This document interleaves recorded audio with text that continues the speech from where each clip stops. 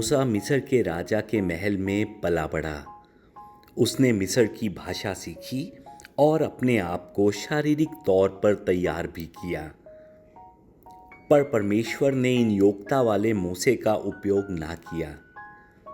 मूसे ने अपनी शक्ति और ज्ञान के द्वारा इज़राइल की मदद करने का मन बनाया, पर उसे खुद मिस्र छोड़कर भागना पड़ा। परमेश्वर ने मिस्र से जंगल में भाग जाने के बाद 40 वर्षों तक मूसे की प्रतीक्षा की। 40 साल बाद मूसा बूढ़ा हो गया, शारीरिक रूप से कमजोर और ज्ञान भी कम हो गया। जब वह जंगल में चरवाहे का जीवन बिता रहा था और सब उसे भूल गए थे, तब परमेश्वर ने मूसे को बुलाया। एक दिन मूसा ने एक झाड़ी के भीतर से आग की लपटें देखी। शुष्क जलवायु के कारण यह जंगल में आमतौर पर होता रहता था, लेकिन इस बार यह थोड़ा अलग था। जबकि झाड़ी में आग लगी हुई थी, फिर भी वह झाड़ी नहीं जली। यह कैसे हो सकता है? यह बहुत अजीब है। झाड़ी क्यों नहीं जल रही? मूसा ने एक और कदम करीब लिया।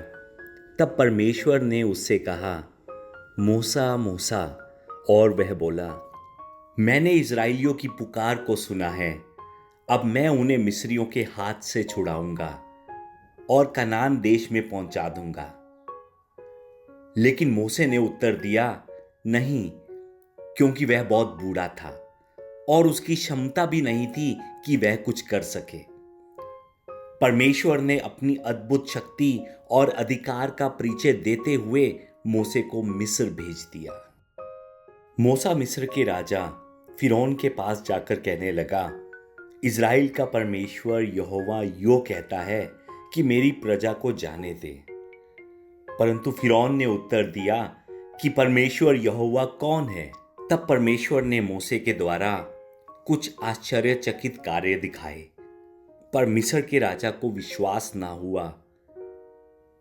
मैं मिस्र का देवता हूं, अगर कोई और देवता है तो मैं उससे लड़ूंगा और उसे हरा दूंगा।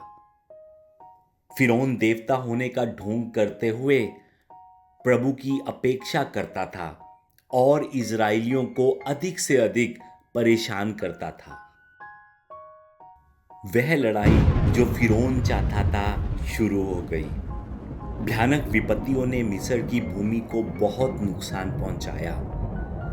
लहू, मेंढक, मच्छर, मक्खियां, पशुओं की मृत्यु, फोड़े, ओले, टिड्डियां, अंधकार और पहलोटों की मृत्यु जैसी विपत्तियां उन पर आ पड़ी। एक बार भी फिरौन जीत ना सका, लेकिन वह पीछे भी नहीं हटा, क्योंकि वह महल में रहता था। वह नहीं जानता था कि उसके लोग विपत्तियों से कितने परेशान हैं। फिरौन के कर्मचारियों ने उससे कहा कि ये सब आश्चर्यचकित कार्य यहोवा परमेश्वर के अलावा और कोई दूसरा नहीं कर सकता, इसलिए इस प्रजा को जाने दे, लेकिन अधिक चमत्कार जारी रहे। राजा का मन और भी कठोर हो गया। जब तक फिरौन ने अपना पहलौठा पुत्र ना खोया, तब तक उसने इज़राइलियों को जाने ना दिया। लेकिन यह कुछ समय के लिए ही था।